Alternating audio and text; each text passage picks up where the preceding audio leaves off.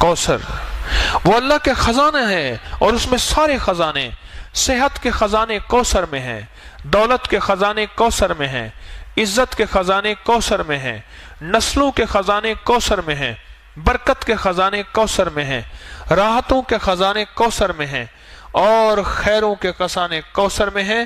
بیٹے، عزتیں، راحتیں، برکتیں، رحمتیں، خوشیاں، کامیابیاں یہ اللہ جل شانہ نے کوثر میں سمو دیے ہیں، کوثر میں۔ اور جس کو کوثر مل گیا اور میرے حبیب کو ملا، ہم نے آپ کو عطا کیا۔ میرے رب کے خزانے بہت وسیع ہیں، مجھے آپ کو خبر نہیں۔ حضرت موسیٰ علیہ السلام اور حضرت خضر علیہ السلام کشتی میں بیٹھے تھے اور سفر کر رہے تھے، جس کا کوئی تذکرہ قرآن میں موجود ہے۔ تو ایک چڑیا آ کے اس کشتی کے کنارے پہ بیٹھی اور اس نے سمندر کے پانی سے چونچ بھرا، اور چونچ پانی کا بھر کے پی کے چلی گئی۔ تو خضر علیہ السلام نے فرمایا، جتنا چونچ میں پانی چڑیا کے ہے، یہ ساری کائنات کا علم ہے جو اللہ نے مخلوق کو دیا ہے، اور باقی جتنا علم ہے یہ سارا سمندر اللہ کے پاس ہے۔ میرے اللہ کے پاس یہ جو سمندر ہے، یہ میرے اللہ کے پاس علم ہے۔ میرے اللہ کا علم اتنا ہے، اور میرے اللہ کی طاقت اتنی ہے، اور میرے اللہ کی قوت اتنی ہے، اور میرے اللہ کے پاس خزانے ہیں، وسیع خزانے ہیں۔ اتنے وسیع خزانے ہیں کہ کائنات ساری ایک وقت میں مانگنے میں آئے، اور اپنے مزاج میں، اپنی طبیعت میں، اپنی چاہت میں مانگنے میں آئے، اور مانگے، اور جی بھر کے مانگے، اور جو جی میں آئے وہی مانگے۔ میرا رب سب کو دے، سب کی سنے، اور سب کی سننے کے بعد سب کو اپنے غیب کے خزانے سے جھولیاں بھر کے عطا کرے۔ تو میرے رب کے خزانوں میں ایک خزانہ ہے، اس کا نام ہے کوثر۔ ایک خزانہ ہے، اور اس خزانے کا ایک چشمہ ہے جس کا چشمے کا نام کوثر ہے۔ جیسے سمندر ہے بہت بڑیا، دریا ہے، دریا سے نہریں نکلتی ہیں، بڑی نہریں، چھوٹی نہریں، بڑی نہریں نکلتی ہیں۔ میرے رب کے خزانوں میں ایک خزانہ ہے، نعمتوں کا خزانہ، انعامات کا خزانہ، راحتوں کا خزانہ، برکتوں کا خزانہ، وسعتوں کا خزانہ، عافیتوں کا خزانہ۔ میرے رب کے خزانوں میں ایک خزانہ ہے، اور وہ میرے رب کے علم میں ہے۔ اس خزانے میں سے ایک خزانہ ہے، اس کا نام کوثر ہے، اور وہ جو کوثر ہے، وہ اللہ جل شانہ نے صرف سارے نبیوں میں سے کسی کو نہیں دی، اور میرے مدینے والے محمد صلی اللہ تعالی علیہ وسلم کو عطا فرمائے۔ میرے رب کے پاس جتنی کوثر ہے، اس میں کیا خزانے ہوں گے، اس میں کیا نعمتیں ہوں گے، اس میں کیا راحتیں ہوں گے، اور اس کے اندر کیا برکتیں ہوں گے۔ یہ تو خزانے میں سے، کوثر کے خزانے میں سے ایک کوثر دیا ہے اللہ نے، حوض کوثر جسے کہتے ہیں۔ زبیدہ نہر بہ رہی ہے، اس کے جگہ جگہ 7 حوض بنائے ہوئے ہیں، لوگ پھر وہاں سے پانی پیتے ہیں، باقی نہر بہ رہی ہے۔ یہ حوض کوثر ہے، اور اس کوثر کی یہ تاثیر ہے، جب تک میرے آقا کے دست اطہر سے، میرے سونے ہاتھوں سے، مبارک ہاتھوں سے اگر کوئی پانی نہیں پیے گا، کوئی بدقسمتی ہوگا، جب تک پانی نہیں پیے گا، اسے دنیا کی پیاس، قیامت کی پیاس، حشر کی پیاس اس کی ختم نہیں ہو سکتی۔ وہ 7 سمندر پی جائے، وہ ساری کائنات کا پانی پی جائے، اس کی زبان باہر کتے کی طرح لٹکی ہوئی ہوگی، جب تک کہ وہ میرے آقا کے ہاتھ مبارک، دست مبارک سے پانی، کوثر کا پانی نہیں پیے گا۔ اور اللہ جل شانہ نے قرآن پاک میں جو فرمایا، اِنَّا آتَيْنَا کل کوثر، میرے حبیب ہم نے آپ کو ایک نعمت عطا کی ہے جس کا نام کوثر ہے۔ آپ کو ایک نعمت عطا کی ہے جس کا نام کوثر ہے۔ اور یاد رکھیے گا، ہر کوثر اور ہر زمزم یہ 2 چیزیں ہیں۔ ہر زمزم ایڑیاں رگڑنے کے بعد ملتا ہے، ہر زمزم ایڑیاں رگڑنے کے بعد ملتا ہے۔ ایڑیوں سے مراد قربانی، کبھی مزاج کی، کبھی طبیعت کی، کبھی چاہتوں کی، کبھی محبتوں کی قربانی۔ اور قربانی کا سب سے پہلا سبجیکٹ گھر سے شروع ہوتا ہے اور بیوی سے شروع ہوتا ہے، اس میں پہلے میں ہوں۔ سب سے پہلا سبجیکٹ قربانی کا گھر سے شروع ہوتا ہے اور بیوی سے شروع ہوتا ہے۔ کوئی بھی زمزم ایڑیاں رگڑے بغیر نہیں ملتا۔ چھوٹا سا بیگ اٹھا کے ادھر رکھ دیا، ایک پل میں چراغ پا ہو گیا، تو کیا زمزم لینے آیا ہے؟ ایڑیاں رگڑے بغیر زمزم نہیں ملے گا۔ اور ذہن میں رکھیے گا، یہ امت قربانی کی متحمل نہیں ہے، پھر اللہ چھوٹی چھوٹی ان چیزوں سے ایڑیاں رگڑوا کے زمزم دے دیتا ہے۔ ان چھوٹی چھوٹی چیزوں سے۔ کھانا میرے ذوق کا نہیں، سونا میرے ذوق کا نہیں، رہنا میرے مزاج کا نہیں۔ میری طبیعت چاہتی ہے میں غسل خانے میں پانی کے شاور کے نیچے کھڑا رہوں، ادھر باہر لائن لگی ہے، ادھر طبیعت کو توڑ دیا، یہ ایڑی رگڑی جا رہی ہے۔ جی چاہتا ہے کھانا بہت کھانا کھاؤں گا پھر سو نہیں سکوں گا، یہ ایڑی رگڑی جا رہی ہے۔ جی چاہتا ہے کہ بس میں لیٹا رہوں، ادھر کہتے ہیں اٹھو ظہر کا وقت ہو گیا، اپنی طبیعت کو چھوڑا، گہری نیند آئی ہوئی، یہ ایڑی رگڑی جا رہی ہے۔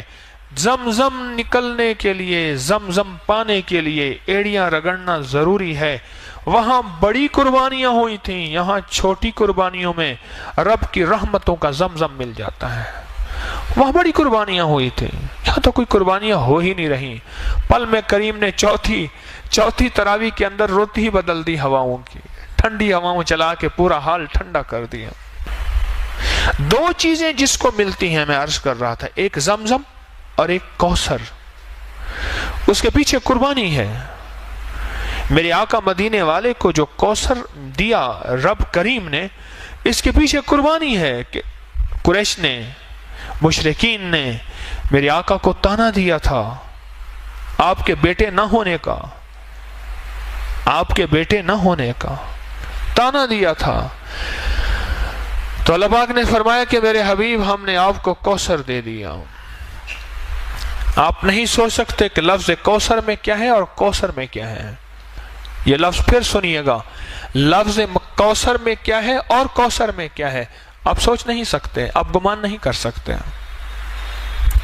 کہ کوثر کس کو ملے گا۔ دنیا کا کون خوش قسمت انسان ہے جس کو کوثر ملے گا۔ جس طرح زمزم ناگواریوں کے بغیر نہیں آتا، جس کو میں نے ایڑیاں رگڑنا کہا ہے، اس طرح کوثر بھی ناگواریوں کے بغیر نہیں آتا۔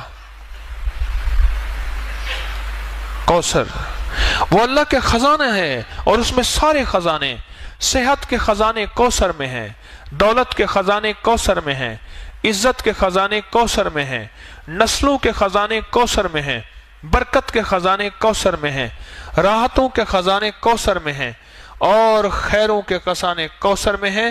بیٹے، عزتیں، راحتیں، برکتیں، رحمتیں، خوشیاں، کامیابیاں، یہ اللہ جل شانہ نے کوثر میں سمو دیے ہیں، کوثر میں۔ اور جس کو کوثر مل گیا اور میرے حبیب کو ملا، ہم نے آپ کو عطا کیا۔ اور یاد رکھیے گا، جو میرے مدینے والے کی عطا ہے وہ امت تک چلے گی، کیونکہ سخی کے پاس عطا آئی ہے اور سخی چھپا کے نہیں رکھتا۔ میرے آقا مدینے والے سے بڑھ کے سخی کائنات میں کوئی نہیں ہے اور نہ ہوگا۔ سخی کے پاس عطا ہے، اور میرے مدینے والے کے اصحاب سخی، میرے مدینے والے کے اہل بیت سخی، اور میرے مدینے والے کے اولیاء صالحین ماننے والے سخی۔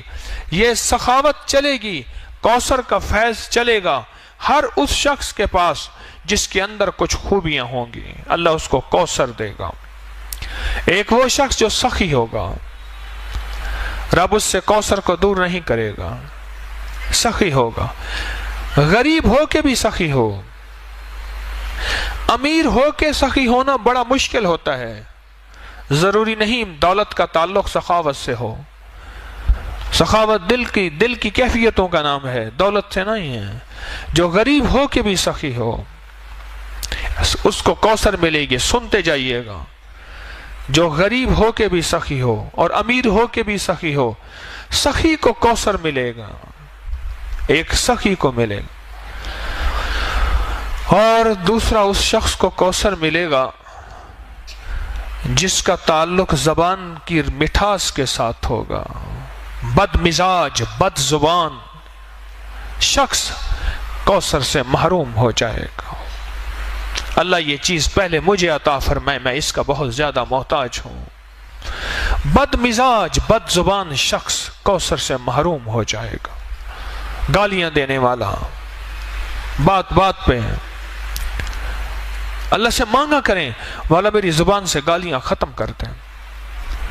اللہ مجھے جتنا غصہ آئے، اللہ میری زبان سے گالیاں ختم کر دے. اللہ میری زبان کو گالیوں سے پاک کر دے. بد مزاج، بات بات کے اوپر برہم ہونے والا، لڑنے والا، توڑ پھوڑ کر دینے والا، مارنے والا کوثر سے محروم رہے گا. حلیم مزاج کوثر کو پائے گا، سخی کوثر کو پائے گا، حلیم کوثر کو پائے گا. جس کے اندر حلم ہوگا وہ کوثر کو پائے گا. میں اس کی وضاحت کرتا ہوں کہ کوثر کو کیسے پائے گا. اور تیسرا، معاف کرنے والا کوثر کو پائے گا. جو تجھے محروم کرے تو اسے عطا کر، جو تجھ پہ ظلم کرے تو اسے معاف کر. معاف کرنے والے کو رب کوثر عطا فرمائے گا. کتنے لوگ ایسے تھے، بہن بھائی آپس میں الجھے ہوئے تھے، میں نے کہا چھوڑ دے جائیداد، رشتہ نہ توڑ، رشتے کو بچا لے. جائیداد کا حصہ چھوڑ دے، زمین کا حصہ چھوڑ دے. میرے کہنے پہ چھوڑ دیا اس نے. کئی اتنے تھے جنہوں نے نہیں چھوڑا، ان کی اپنی مرضی ہے. کئی اتنے تھے جنہیں میرے کہنے پہ چھوڑ دیا. میں نے کہا نہ الجھ، رشتے پھر نہیں آئیں گے، یہ چیزیں پھر آ جائیں گے. اگر نہ بھی ملیں تو اس کا صلہ تیری نسلوں میں ملے گا.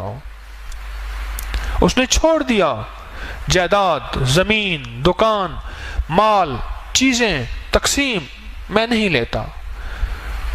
مجھے کہنے لگے جی مجھے دیتے ہیں زبردستی. میں نے کہا جو اگر دیتے ہیں تو زبردستی لے لے، اگر پورا نہیں دیتے ایک تو ان سے شکوا نہ کر، ایک ساری زندگی شکوا نہ کر. اگر ساری زندگی شکوا کیا پھر بھی برکت ختم ہو جائے گی. ادھر بیٹھا شکوا کیا، ادھر بیٹھا شکوا کیا، پھر تو مجبوری والا معاملہ ہوا.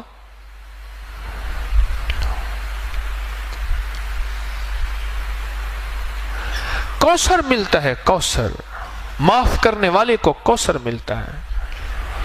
کیا عجیب ہے نعمت. معاف کرنے والے کو رب کوثر دیتا ہے، رب کوثر دیتا ہے. جو سلام کو عام کرتا ہے رب اس کو کوثر دیتا ہے. چوتھی نعمت بتا رہا ہوں، یاد گن رہے ہیں جن کو کوثر مل رہا. پہلا کس کو ملے گا؟ سخی کو. دوسرا حلم، حلیم کو، حلم والے کو. تیسرا معاف کرنے والے کو. چوتھا سلام کو عام کرنے والے کو کوثر ملے گا، کوثر ملے. اور تیسرا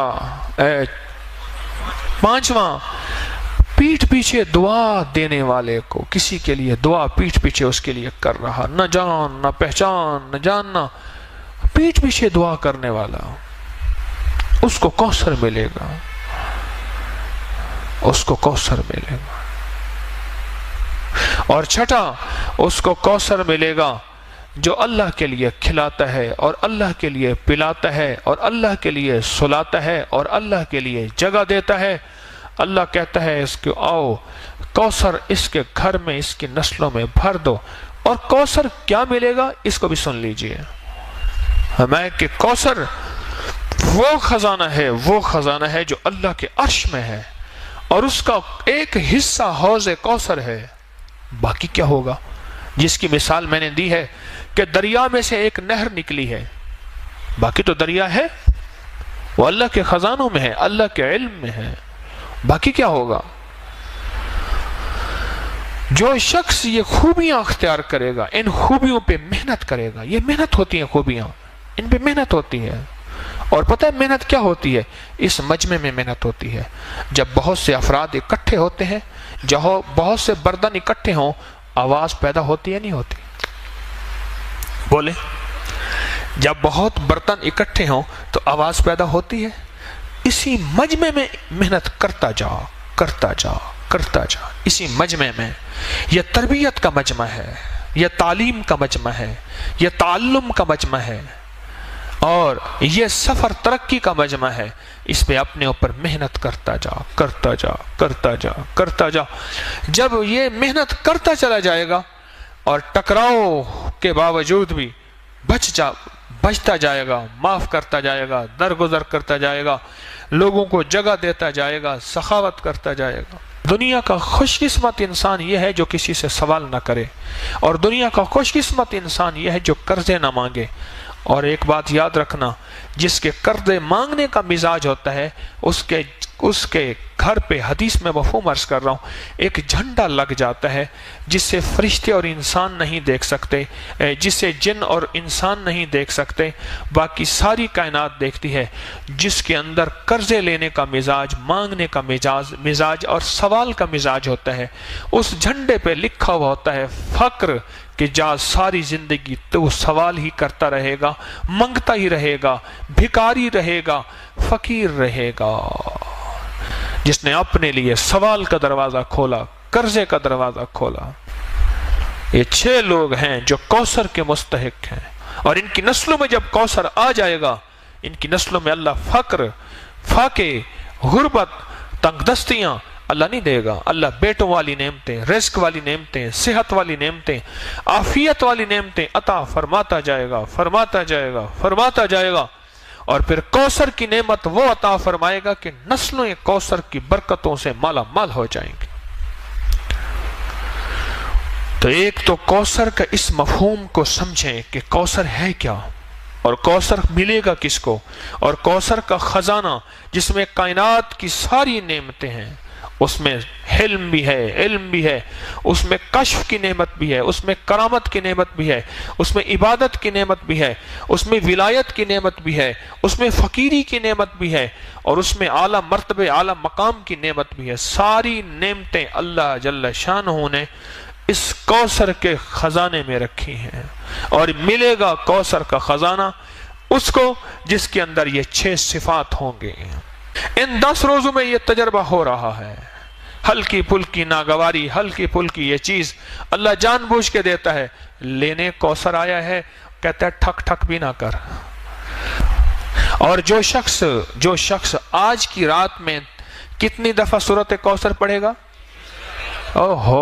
313 دفعہ سورۃ کوثر پڑھے گا. میں کہتا ہوں جھولیاں بھروانے کے لیے رب نے ویسے ہی ٹھنڈی ہوائیں اوپر صحن میں بیٹھ کے، سبحان اللہ، ٹھنڈی ٹھنڈی ہوائیں یہیں بیٹھ کے رب نے موسم بدل دیا. اس نے کہا تو بیٹھ کے سورۃ کوثر پڑھتا جا اور میری رحمتوں کو اندر سموتا جا. سورۃ کوثر 313 دفعہ، اول آخر درود پاک 3 بار، 7 بار، 11 بار، اور سورۃ کوثر کے ساتھ ہر دفعہ بسم اللہ الرحمن الرحیم. یہ تو رزق کے خزانے اور برکتوں کے خزانے اور کبھی ختم نہ ہونے والی تھیلی اور جھولی، اس کے لیے آخری عمل ہے. ابھی پڑھ لے، تہجد سے پہلے پڑھ لے، بہرحال صبح سے پہلے پڑھ لے. اس عمل کو انوکھا عمل ہے 313 کا، اور یہ آج کی رات کا عمل ہے. آج یہ عمل کر لیں.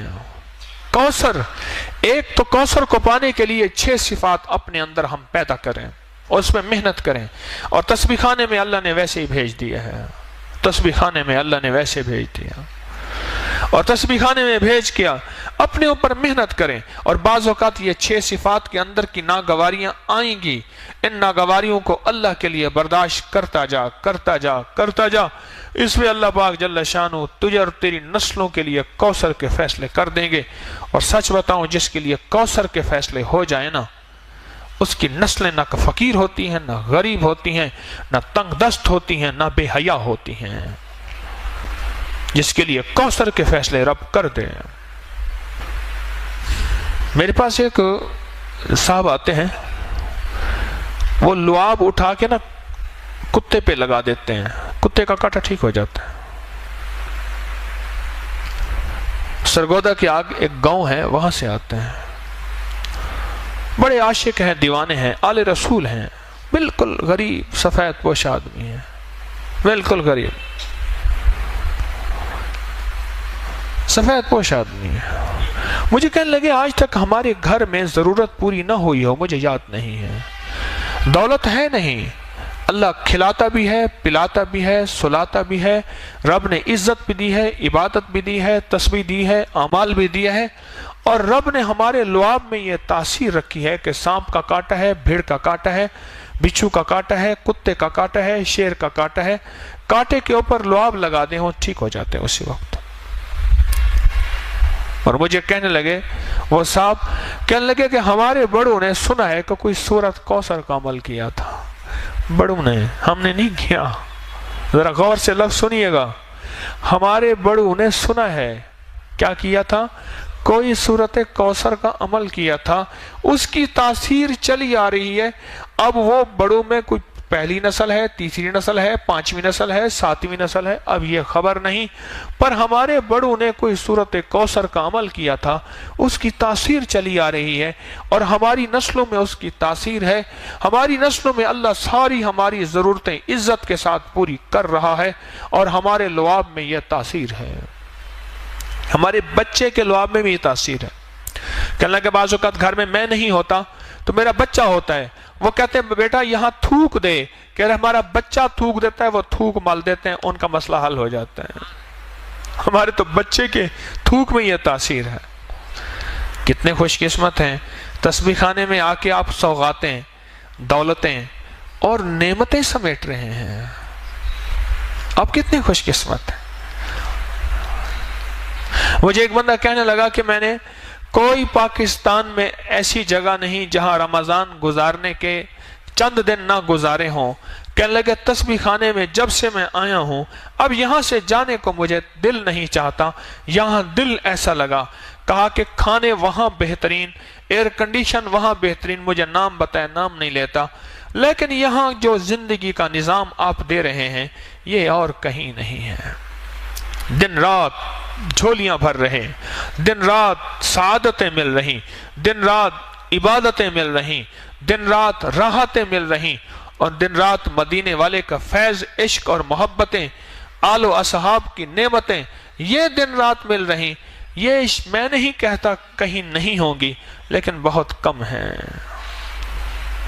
تبھی سورت کوثر آج اس کا موقع ہے.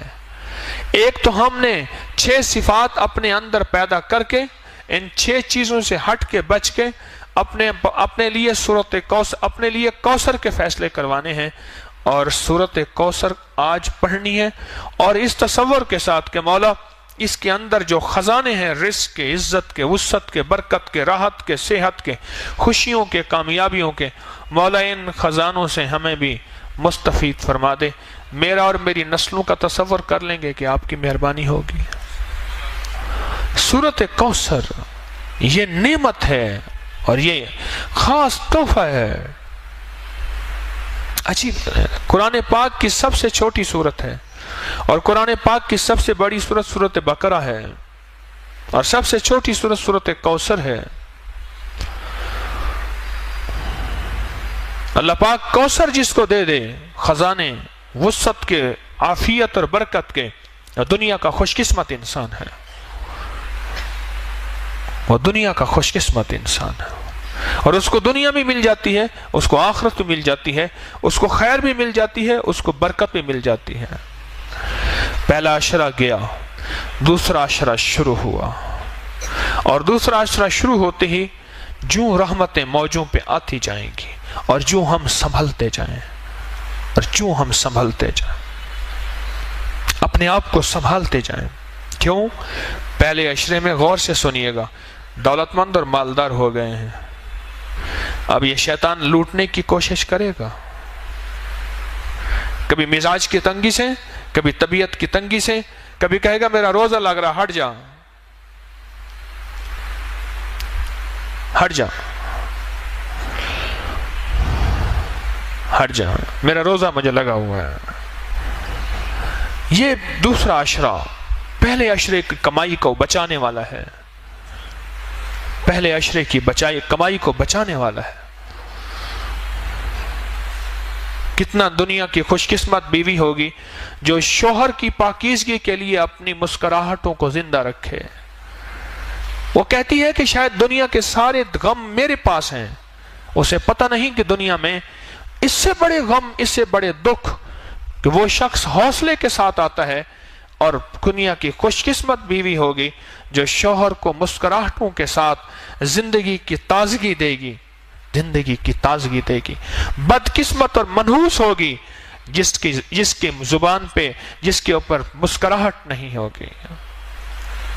تو آج زندگی کا یہ سبق میرے اللہ نے مجھے آپ کو دیا ہے کہ میں بھی سب سے زیادہ اس بات کا محتاج ہوں کہ 6 صفات پیدا کریں کوثر کی، اور آج کوثر کو پڑھیں۔ 313 دفعہ پڑھنے میں کیا ہوتا ہے؟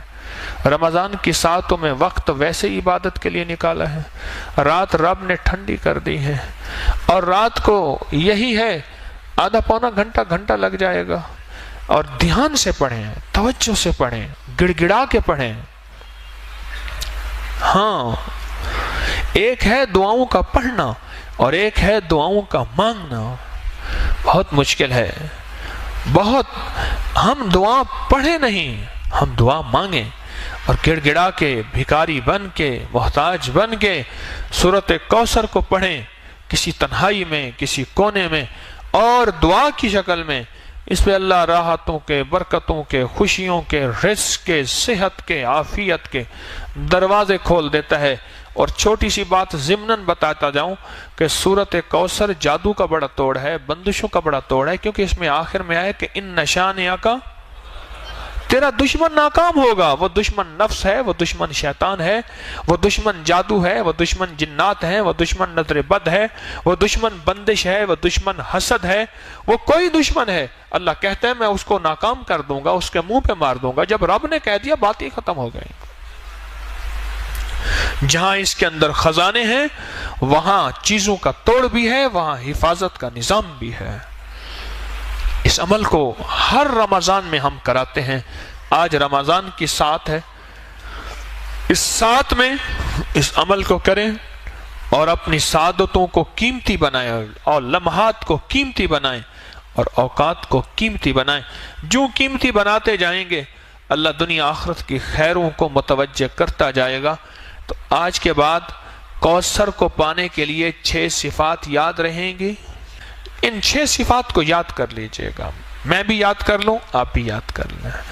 نستغفرک و نتوب الیک، نستغفرک و نتوب الیک، استغفر اللہ الذی لا الہ الا هو الحی القیوم واتوب الیہ، استغفر اللہ الذی لا الہ الا هو الحی القیوم واتوب الیہ، استغفر اللہ الذی لا الہ الا هو الحی القیوم واتوب الیہ۔ سبحان ربک رب العزت عما یصفون وسلام علی المرسلین والحمد للہ رب العالمین۔ آمین آمین آمین برحمتک یا رب۔